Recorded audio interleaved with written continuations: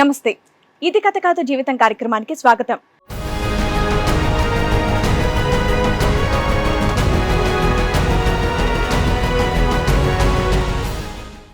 ఫ్యామిలీతో full torture అవుతుంది. మా హస్బెండ్ ప్రతిరోజు కూడా తాగేసి వచ్చేసి టార్చర్ చూపిస్తున్నాడు ఫుల్.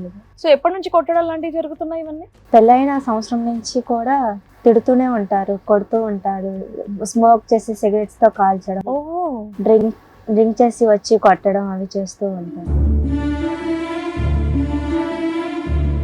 మీ ఇంట్లో అత్తమావి ఉంటారా లేదంటే మీ ఇద్దరు సెపరేట్ గా ఉంటారా? అత్తయ్య మామయ్య ఇద్దరు ఉంటారు. వాళ్ళ ముందు కొట్టడం లాంటివి చేస్తారా? చేస్తారు, అయినా పట్టించుకోరు. గారంగా పెంచారు, కోడల్ని కొట్టినా తిట్టినా వాళ్ళు సపోర్ట్ చేస్తున్నారు వాళ్ళ అబ్బాయికి. మీ పేరెంట్స్ కూడా అల్లుడికే సపోర్ట్ చేస్తున్నారు. ఏదైనా సరే సర్దుకుంటూ పోవాలి అని అంటారు పేరెంట్స్.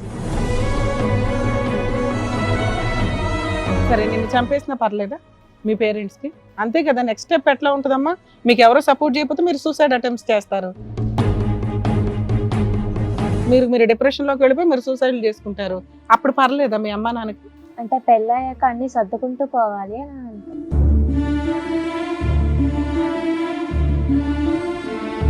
నాకు నిన్ను నమ్మబుద్ధి అవ్వట్లా. అది నిజమా కాదా కూడా తెలియట్లేదు, నేను చూస్తే నాకు అలా అనిపించట్లేదు. అతను వచ్చిన తర్వాత నీ గురించి మాకేమైనా కొత్త విషయాలు తెలియటానికి అవకాశం ఉందా? అదేదో నువ్వు ముందే చెప్పేసి. ఏం లేదు. యువరాజ్ గారు రండి, కూర్చోండి. మేడం నాతో పాటు ఇంకొక అబ్బాయిని కూడా తీసుకొచ్చాను. ఎవరా అబ్బాయి? అది అతను కూడా పేరేంటి? పేరు రాహుల్ మేడం. రాహుల్ రండి.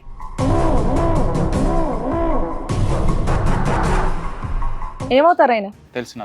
తెలిసిన అతను మీ ఫ్యామిలీ డిస్ప్యూట్ లో ఎందుకయ్యా? ఇప్పుడు మొగుడు పిల్లల మధ్య డిస్కషన్ లో ఆయన ఎందుకు అని ఉండాలి మేడం, తను ఉంటేనే తెలుస్తుంది. ఫోటోలు ఏంటి? ఏ ఫోటోలు చూపెట్టి ఆ అమ్మాయిని బ్లాక్మెయిల్ చేస్తున్నాడు అతను?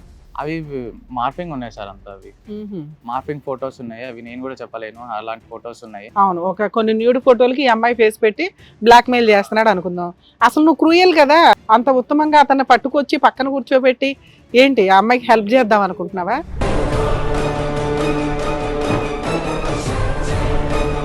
అదేదో నువ్వు తొందరగా రివీల్ చేయ, నాకు టెన్షన్ వస్తుంది. పక్కన ఆయన కూర్చోబెట్టావు, అయ్యో పాపం అని చెప్పేసి అంటున్నావు పిల్లని, చెప్పు తొందరగా.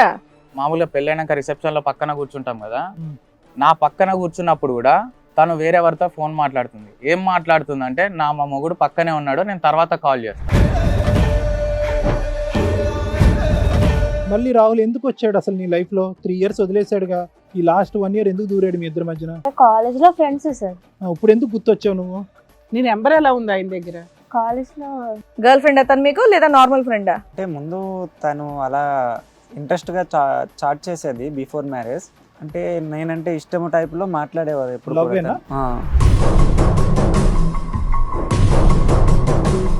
అంటే యాక్చువల్గా ఆఫ్టర్ మ్యారేజ్ అయ్యాక తను కొద్దిగా అమౌంట్ ఇలా అడిగేవాళ్ళు. ఎవరు? ఆవిడ అమౌంట్ అడిగేటప్పుడు. ఎవరు అడిగారు? తను అడిగిందా? తను అడిగేటప్పుడు. నిన్ను అడిగేదా? ఎంత అడిగింది? వడ్డీతోనా వడ్డీ కాకుండా మొత్తం ఎంత అమౌంట్? ఇంచుమించు ఒక 2 lakh వరకు. 2 lakhs. 2 lakhs వరకు ఇస్తూనే పోయావా అడగకుండా?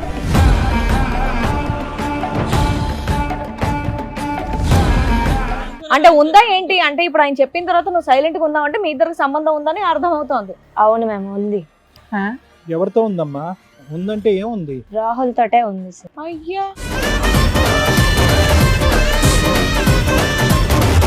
ఎప్పటి నుంచి ఉంది?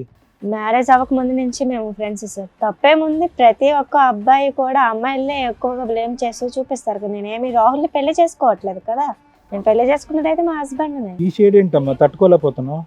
నువ్వు అన్న డైలాగ్ కి మాకు షేక్ అయిపోయాను తల్లి.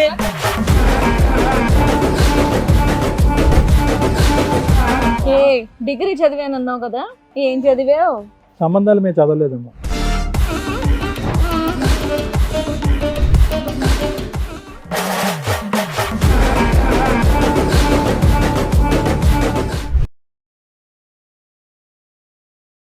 ఇది కథ కాదు జీవితం ప్రోగ్రామ్ అందరికంటే ఒక రోజు ముందుగా మీరు చూడాలి అనుకుంటే వెంటనే డౌన్లోడ్ చేయండి హిట్ టీవీ యాప్. ఇందులో మీరు నచ్చే మెచ్చే కంటెంట్ సిద్ధంగా ఉంది. మరి ఇంకెందుకు ఆలస్యం, వెంటనే డౌన్లోడ్ చేసుకోండి హిట్ టీవీ యాప్.